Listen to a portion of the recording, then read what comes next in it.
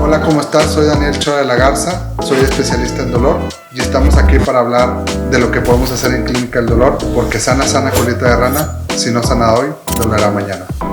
Hola, ¿cómo están? Continuando con los temas de dolor y emoción, obviamente con nuestro invitado Carlos Arnaud Gil, psiquiatra y psiquiatra de enlace.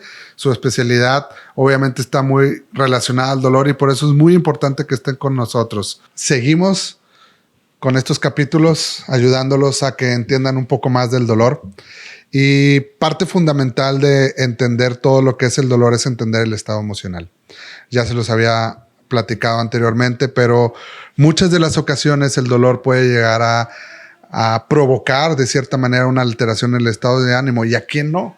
Díganme, por favor, ¿a qué personas que ha tenido más de 1, 2 o 3 meses dolor no va a empezar a desesperarlos y de poco a poco puede desgastarlos a tener una depresión?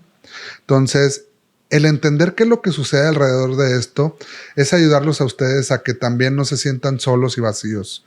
Es ayudarlos a que entiendan un poco más su cuerpo y lo podamos ayudar no solamente a controlar el dolor, sino aquellas otras, ahora sí, consecuencias que pasan posterior a tener dolor. Carlos, ¿cuántos pacientes no has tenido que llegan contigo por una causa de dolor y que desencadenó con una depresión bárbara, ¿no? Está bien padre el tema y creo que es un tema bien profundo, Chora, y qué bueno que haces la invitación y abres este tema. El ser humano de manera natural no tenemos por qué experimentar dolor, es decir, no es la condición fisiológica, homeostática o de homeostasis del cuerpo, ¿no?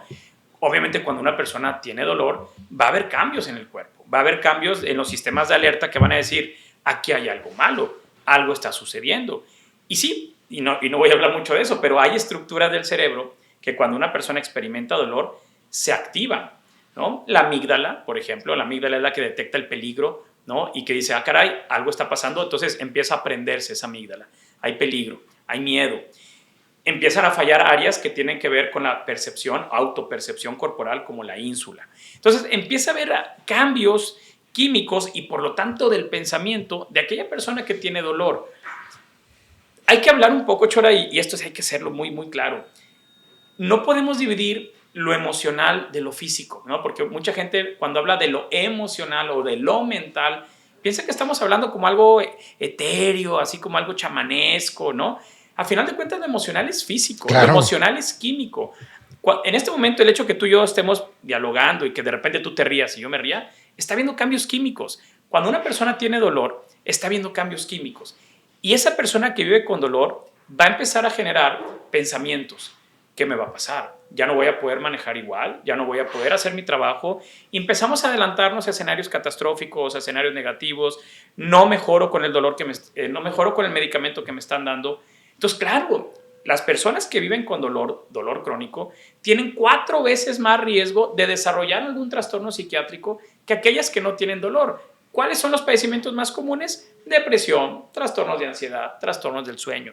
Entonces, y aquí estamos hablando nada más, Chora, de los pacientes que tienen dolor que evolucionan a desarrollar síntomas emocionales, como los que ya mencioné. Entonces, ¿cuál es la tarea tuya? Y yo creo que es una tarea difícil, ayudar y convencer a los pacientes que viven con dolor y que tú ya los diagnosticaste o ya te diste cuenta que hay algún tema emocional, hacer el trabajo en conjunto con psiquiatría. No, hombre, no tienes una idea de repente todo lo que se desencadena, ¿verdad?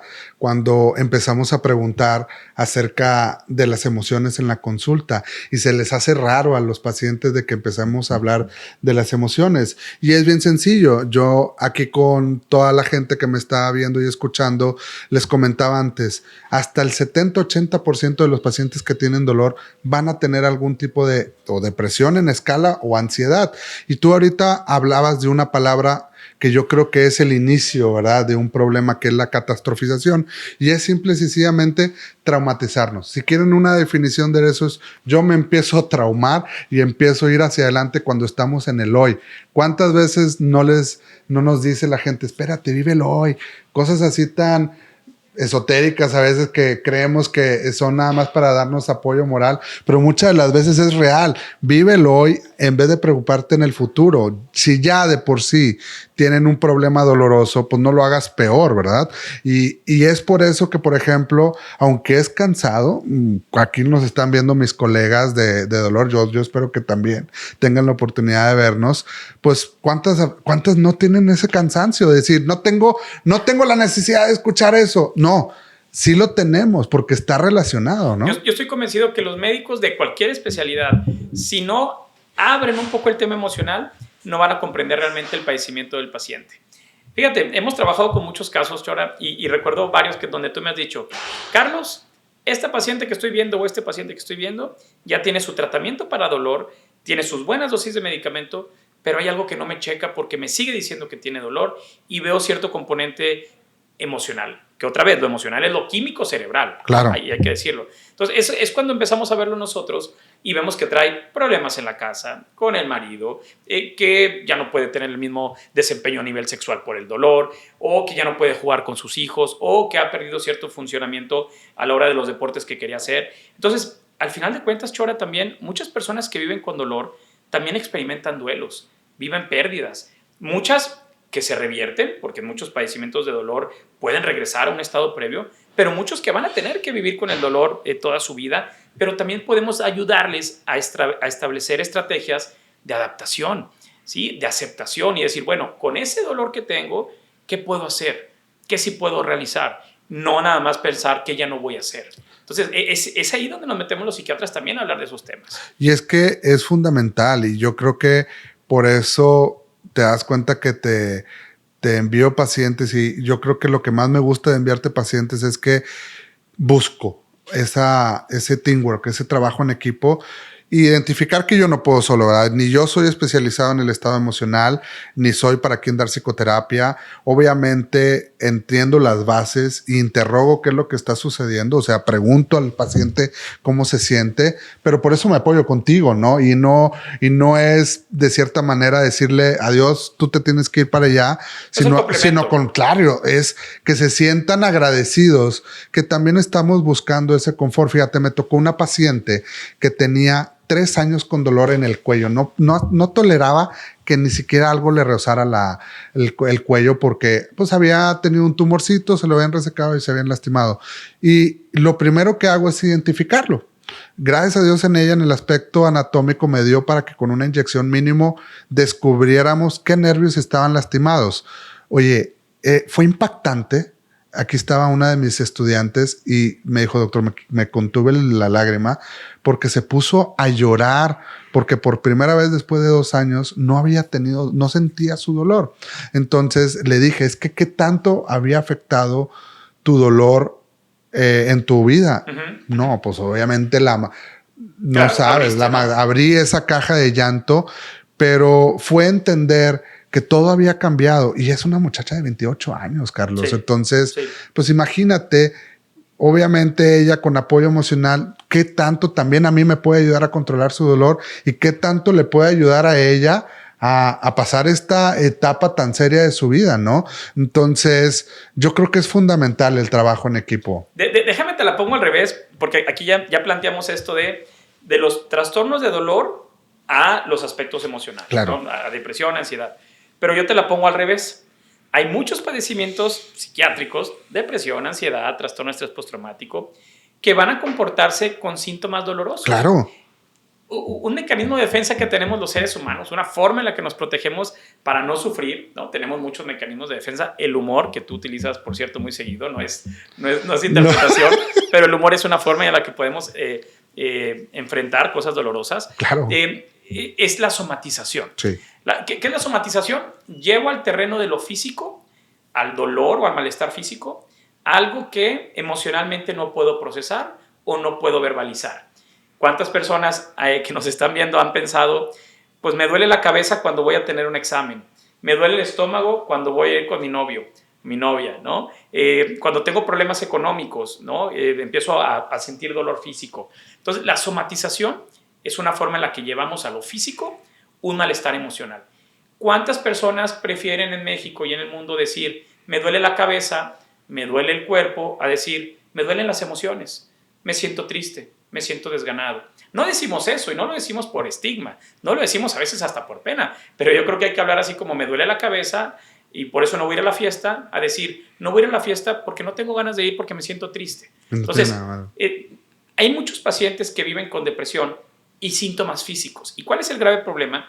Que no llegan primero con el psiquiatra, llegan con el traumatólogo, llegan con el médico general, llegan con el internista, llegan con cardiólogo, llegan con neurólogo y empiezan a tratar con analgésicos o con medicamentos para el dolor y el paciente no mejora, porque realmente lo que está detrás de eso en muchos casos es una depresión, es un tema emocional que el paciente no ha elaborado, no ha procesado y no ha sido tratado, y son pacientes que se pueden tardar años en llegar con el psiquiatra y ya pasaron por muchos tratamientos para dolor.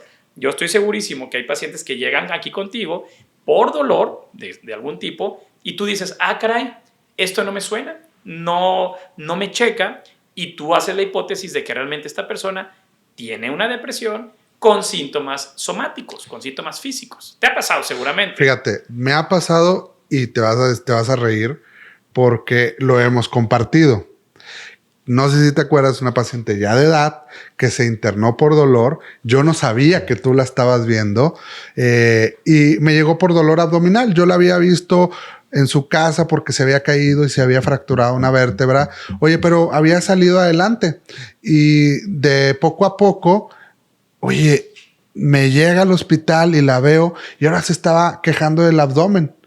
Entonces, cuando la empiezo a interrogar, le empiezo a sacar otros diálogos, otras pláticas, me doy cuenta que estaba somatizando, ¿verdad? Y recuerdo que, no sé si nos topamos en el hospital y dijimos, caray, ¿cómo llegamos aquí los dos? No recuerdo quién me hizo la interconsulta, pero sí, y tú me dijiste, es que esta paciente no me checa. No, y aparte tenía demasiado derivado de morfina. Entonces, al final, ¿qué te dije, Carlos? Le voy a quitar todo, le vamos a dar un antidepresivo y, por favor, vamos a confrontar a la familia y a la paciente. Y sí, claro que tú después te diste cuenta que ya era una paciente que tenía muchos antecedentes de somatización porque tenía una ganancia secundaria con el hijo y que nos damos cuenta, le damos el antidepresivo, lo empezamos a abordar y, oh sorpresa, no necesitaba un medicamento para el dolor. Entonces, fíjense cómo también hay otra cara en la moneda. En la historia de la medicina siempre va a haber dos caras. Obviamente una enfermedad que nos va a dar dolor, pero también una enfermedad emocional o mental que nos va a dar dolor. Sí. Y yo creo que parte de invitar a Carlos en esta plática es demostrarles que no todo lo que duele solamente es físico, sino lo que nos está avisando que está doliendo es las emociones, ¿no? Y otra vez, que la emoción es algo físico. Claro. Porque decimos, es que no es físico, doctor, es emocional. No, claro que sí. Lo emocional es el cerebro. Es la típica. El paciente llega a sala de urgencias con taquicardia, con sudoración, con opresión en el pecho, piensa que se está muriendo. Se está infartando. Le hacen los estudios y le dice el urgenciólogo, usted no tiene nada, todo está muy bien, todo está en su mente. A ver, compadre, tengo un problema químico en mi cerebro que me está mandando señales anormales a mi corazón, que me está dando la taquicardia. Entonces, sí tengo algo, gracias a Dios, no es un tema cardíaco primario, es un tema químico del cerebro que me está dando alteraciones. Y lo tenemos que atacar, ¿verdad? Y lo tenemos que atacar. Oye, la gran ventaja es le podemos ayudar. O sea, siempre se lo digo a los pacientes, es la mejor noticia que les pueden dar. No te estás infartando, simple y sencillamente estás teniendo una alteración emocional. Pues vamos a sacarte adelante, ¿verdad? Sí. Algo bien importante que les digo y se los quiero recalcar es, si por algo me gusta el nombre del podcast es porque realmente tiene un sentido decírselos. Si no sana hoy, dolerá mañana. No solamente es una estructura de tu cuerpo que nosotros estamos acostumbrados a verla que está lastimada. Acuérdense, el cerebro también tiene derecho a enfermarse y la manera en la que se va a enfermar va a ser una manera totalmente diferente, pero al final de cuentas, si no sana hoy, dolerá mañana. Vamos a ayudarlos. Muchas gracias por escucharnos el día de hoy. Por favor, no se pierdan los próximos capítulos. Acuérdense que estamos en las diversas redes sociales y podcasts. No olvides suscribirte y seguirme. Saludos.